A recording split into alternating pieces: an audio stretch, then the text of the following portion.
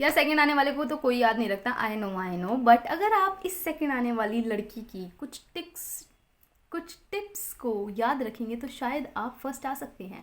So yeah welcome you all in today's video which is about how to secure position in your university और in college. Hi, I am Mansi, a B pharm second sem student. अभी हमारे first sem का result आया जिसमें I score second position in my college. Yes, runner up को याद नहीं रखता, पर मेरी गलतियों से सीखें और आप फर्स्ट बनिए अपने कॉलेज के लिए. हाँ, तो ये वीडियो उनके लिए जिनको चुल है फर्स्ट रैंक लाने की या सेकंड लाने की, या मतलब कुछ भी पोजीशन लाने की, कॉलेज या यूनिवर्सिटी कुछ भी हो सकता है वो. और इसमें कुछ भी बुरा नहीं है कि अगर आप कॉलेज में रैंक लाना चाहते हैं तो डजंट मीन कि जो वो लोग होते हैं ना कहते हैं कि अरे यार मैं तो पेपर से 2 घंटे पहले पढ़ के पास हो गया, ये तो मेरा फ्लैक्स है. फ्लैक्स नहीं है ब्रो, पढ़. कॉलेज में तू आ रहा है तो पढ़ने के लिए भी तो आ रहा है ना, तो ठीक है और एक्टिविटीज़ में रहे बट एटलीस्ट पढ़ भी ले. ठीक है, तो ये वीडियो होने वाली है 3 पार्ट्स में बेसिकली. नंबर 1 कि नोट्स, लेक्चर्स कैसे सब आपको जो कंटेंट है वो कैसा मिलेगा, कहाँ से करना है और कैसे कैसे करना है. सेकंड, अटेम्प्ट कैसे करना है paper. And third, mistakes to avoid. तो स्टार्ट करते हैं अपने पहले टॉपिक से, दैट इज़ कंटेंट और आपको सारा मटेरियल कहाँ से मिलेगा. देखिए यूट्यूब पे मुझे 2 चैनल लगते हैं काफ़ी ज़्यादा फेमस है और आई थिंक आपको भी पता होगा. एक है केयरवेल फार्मा, एक है इम्परफेक्ट फार्मेसी. मैंने पर्सनली केयरवेल फार्मा से पढ़ा था क्योंकि मुझे ऐसा लगता है कि वो समझाता अच्छा है और उसके नोट्स भी मुझे काफ़ी डिसेंट लगे. जो हमारा फर्स्ट सैम का सिलेबस होता है बी फार्मेसी में which is very basic, 11th-12th अगर आपने अच्छे से पढ़ी है ना तो आपको मोटा मोटा तो पता होगा. थोड़ा सा डिटेल्स अगर हैं तो वो आपको ये केयरवेल फार्मा वाला भैया जो है वो बता देगा. तो यस, मैंने अपनी यहाँ से करी थी, आप भी कर सकते हैं, पर इसको थोड़ा सा सिस्टमेटिक बनाते हैं. सबसे पहले वीडियोज़ देखें, नोट्स लिख के बनाना चाहते हैं अगर आपके पास टाइम है तो बना लीजिए. मैंने फ़ोटोकॉपी करा लिए थे या फ़ोन में से पढ़ लेती थी.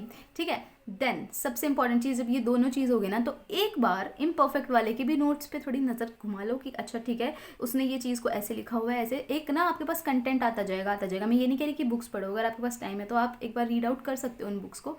बट अगर आपके पास टाइम नहीं है तो मैं यही चीज़ कहूँगी कि एक बार वीडियोज़ देख ली, वीडियो के बाद आपने केरल फार्मा के नोट्स पढ़ लिए, देन इम्परफेक्ट के भी पढ़ लिए. मैं ये नहीं कह रही रटना नहीं है, पढ़ोगे भी ना. अगर आपको बेसिक इंग्लिश आती है आप बना के लिख पाओगे. आपको बेसिक्स एक आपके क्लियर होने चाहिए. अगर आप टॉपर बनना चाहते हो और आपको लगता है कि आपके बेसिक्स क्लियर नहीं हुए, आप बस रट लोगे तो आप बन जाओगे, नहीं, ऐसा नहीं होता. टॉपर को और बच्चों से अलग जो चीज़ बनाती है ना वो यही है कि उसके बेसिक्स क्लियर होते हैं. ठीक है, इसके बाद हम चलते हैं एक जो ये केरल फार्मा वाला है ये एक सीरीज़ बनाते हैं इंपॉर्टेंट क्वेश्चंस. यस, वो इंपॉर्टेंट क्वेश्चन जेन्युइनली इंपॉर्टेंट होते हैं और अगर आप उनको पढ़ोगे, उनको मतलब आपको एक आइडिया होगा. अच्छा, माइटोकॉन्ड्रिया वाला एक माइटोकॉन्ड्रिया के लिए सेल ऑर्गेनेली वाला क्वेश्चन है जैसे एचएपी में, वो आता ही आता है. तो ऐसे कुछ क्वेश्चंस होते हैं जो आएंगे ही, जो पक्के आपके मार्क्स दिला सकते हैं, तो उनको आप मार्क करिए. जो आपका सिलेबस है उसे एनालाइज करिए और पीवाईक्यू से एनालाइज करिए कि मतलब पीवाईक्यू में कौन से टॉपिक से कितने मार्क्स का क्वेश्चन आ ही रहा है. अगर इन चीज़ों में करने में बहुत ज़्यादा टाइम लग रहा है तो सब छोड़ दो, सब भूल जाओ, पूरा सिलेबस पढ़ के जाओ. ऐसा मैं ये नहीं कह रही कि भाई बहुत ज़्यादा प्रेशर ले लो, प्रेशर मत लो. बहुत सिंपल चीज़ें हैं कि ना, मेरे को ऐसा लगता है कि बच्चे बहुत ज़्यादा ऐसे ले लेते हैं, ये भी पढ़ लूँ, ये बुक भी पढ़ लूँ. बुक से तो मैंने आज तक नहीं पढ़ा है, फिर भी मेरे इतने मार्क्स आ ही गए हैं. मेरे को नहीं लगता 611 मार्क्स कुछ कम है 725 में से, जिसमें कि मैं क्लास ज़्यादा अटेंड नहीं करती थी, बाहर ही रहती थी. कभी कोई करिकुलर एक्टिविटी आ रही है, कभी कुछ आ रहा है, कभी ये यूट्यूब बना रही हूँ. मैंने ज़्यादा इतना सीरियसली लिया नहीं है. पेपर से पहले ही पढ़ती थी, which is not a flex. मैं ये नहीं कह रही कि बस 2 घंटे पढ़ के पास हो गई, नहीं भाई, छुट्टी मिलती थी उसमें पढ़ रही हूँ मैं अच्छा सा एक डिसेंट टाइम लगा के. पर अगर मेरे को 11th-12th मेरा वीक होता तो मैं शायद इतना अच्छा स्कोर ना कर पाती. मेरा 11th-12th स्ट्रॉन्ग था. अब सैम 2 में मुझे डे 1 से पढ़ने की ज़रूरत है क्योंकि इसमें बायो कैम है और अलग अलग सब्जेक्ट्स हैं. तो ये आप वेरी टू वेरी करेगा, person to person. Vary to vary करिए, ये वेरी करेगा पर्सन टू पर्सन कि आप कैसे हैं. तो अगर आप डे 1 से पढ़ना स्टार्ट करेंगे तो आप पे प्रेशर कम आएगा. आपने नोट्स पढ़ लिए, आपके पास कंटेंट है, आपके पास जितना ज़्यादा कंटेंट होगा उतने ज़्यादा शीट्स भर पाओगे. देखिए कॉलेज में इट इज़ वेरी सिंपल. ऐसा नहीं होता कि आप लिख के कितना आ रहे हो, मतलब आप लिख क्या आ रहे हो, बात होती है आप लिख के कितना आ रहे हो. आप 2 लाइन में भी अपना मेन आंसर दे सकते हो पर उसके मार्क्स नहीं मिलेंगे. आपको एक पर्टिकुलर अमाउंट ऑफ कंटेंट उसमें लिख के आना पड़ेगा. 40 शीट्स हैं, उसमें से भर के जितनी ज़्यादा होगे. एचएपी के में मैं 39 शीट्स भर के आई हूँ. बच्चे पूरी 40 भी भर के आए हैं, ऐसी बात नहीं है. जो हमारा टॉपर है कॉलेज का वो पूरी 40 शीट्स भर के आया है. तो ऐसा होता है, ये कोई मिथ नहीं है कि अगर मैं कम शीट्स भरूंगी तो ऐसा नहीं है. देखो, पर अगर आपको आता है ना तो आपकी शीट्स भरेंगी ही भरेंगी. बहुत सिंपल चीज़ है. अगर आप कम भरे उसका मतलब ये नहीं कि आपके मार्क्स कम आएंगे, बट स्टिल ये बहुत एक डिप्लोमेटिक आंसर है. पर अगर आपको आता है तो आपकी शीट ज़्यादा ही भरेंगे, आपकी कम हो ही नहीं सकती. आप जितना कंटेंट पढ़ोगे आप उतना ज़्यादा लिख पाओगे. एक ही डेफिनेशन को और करके 3-4 बार लिख दो कि अच्छा cell this this this, we can also say this is this this this, it is also defined as this this this this. तो वही चीज़ है ना, जितना कंटेंट आपके दिमाग में स्टोर होगा आप उतना ज़्यादा लिख पाओगे। ठीक है, PYQs पढ़ोगे तो एक आइडिया लग ही जाता है कि अच्छा ये वाला क्वेश्चन 10 मार्क्स में आ सकता है। ठीक है, एक एक मार्क्स वाले आप प्रिडिक्ट नहीं कर सकते, पर एटलीस्ट आप 10 और 5 मार्क्स वाले कर सकते हो। तो जितना भी कंटेंट है उसकी कमी नहीं है। अब हम आते हैं अपने इम्पॉर्टेंट पार्ट पे, which is how to attempt that paper. अभी जो आपकी शीट होती है रेक्टेंगुलर होती है, रेक्टेंगुलर और ऐसे लंबे में लिखना होता है। अगर आप लाइन नहीं लगाओगे, आपको दोनों साइड लाइन लगानी है, जो इतनी शीट थी वो इतनी हो जाएगी, आपके पास लिखने का इतना मटेरियल रह जाएगा, उसके अंदर लिखो अच्छा अच्छा खुला खुला।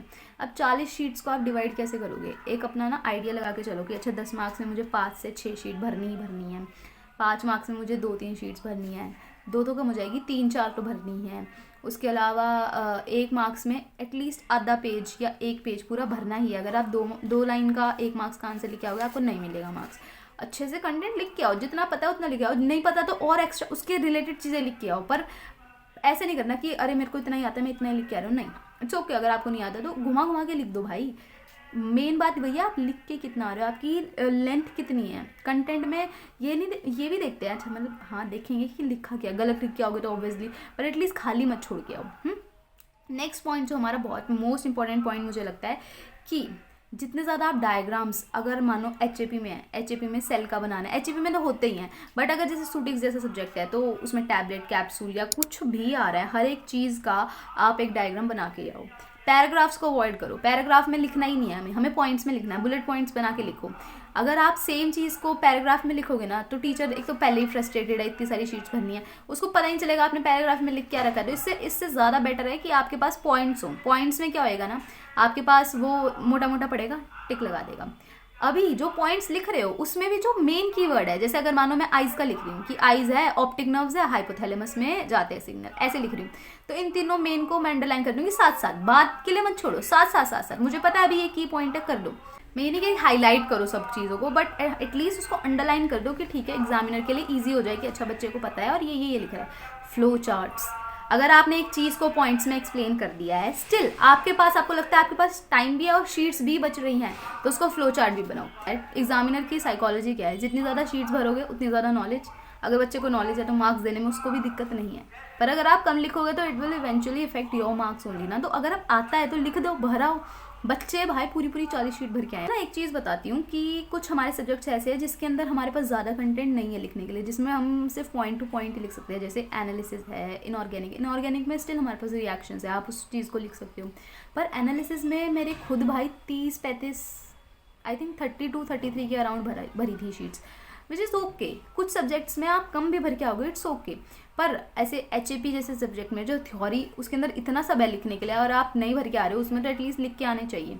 एक और सब्जेक्ट है हमारा SUTIX, जिसे हम फार्मास्यूटिक्स कहते हैं, वो भी थ्योरेटिकल है। उसके अंदर टैबलेट, कैप्सूल, ये वो, डोजेज फॉर्म, इतना सब आप लिख सकते हो कंटेंट। आपसे पूछा गया है कि आप सॉलिड डोजेज फॉर्म बताओ, ठीक है, ये नहीं आप डेफिनेशन लिख रहे हो, आप उसके वो बनती कैसे है, उसके अंदर क्या क्या उसके क्लासिफिकेशंस होते हैं, कहाँ कहाँ यूज़ होती है, प्रिकॉशंस क्या रखने हैं, उसकी डिसएडवांटेज एडवांटेज सब लिख के आओ।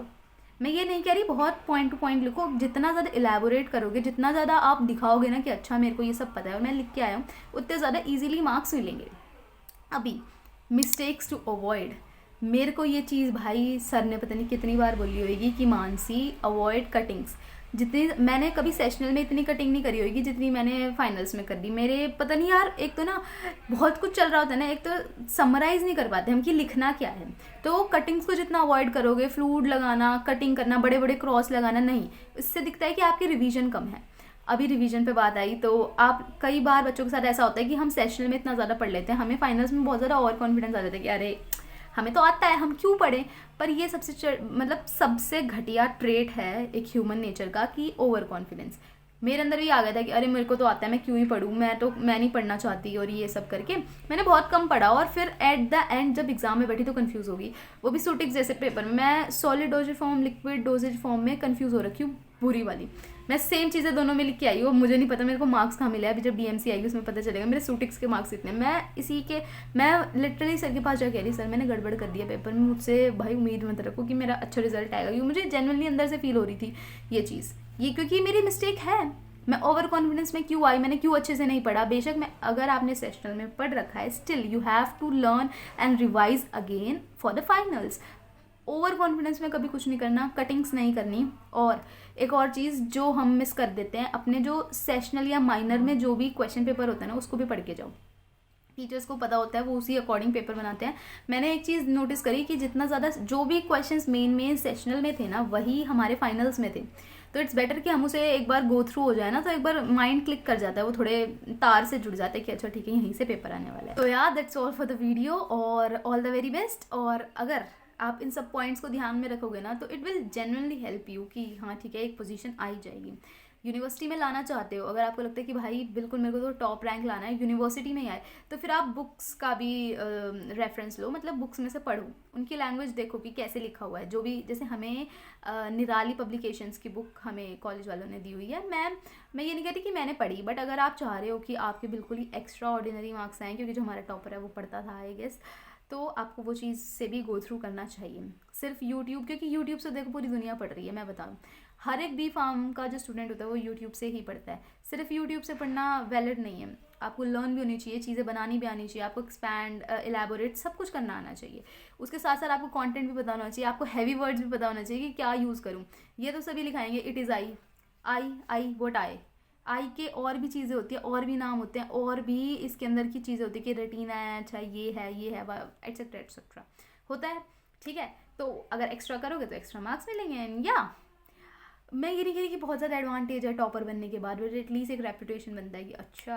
मैं ये नहीं कह रही कि बहुत चीज़ इंपॉर्टेंट है, अगर बहुत ज़्यादा स्ट्रेस ले लो कि आना ही चाहिए, नहीं, पर एटलीस्ट एक एम तो हो लाइफ में कि अच्छा ठीक है, शॉर्ट टर्म गोल्स भी होने चाहिए। सो या prepare for it well, and all the very best. मिलते हैं नेक्स्ट वीडियो में, बाय बाय।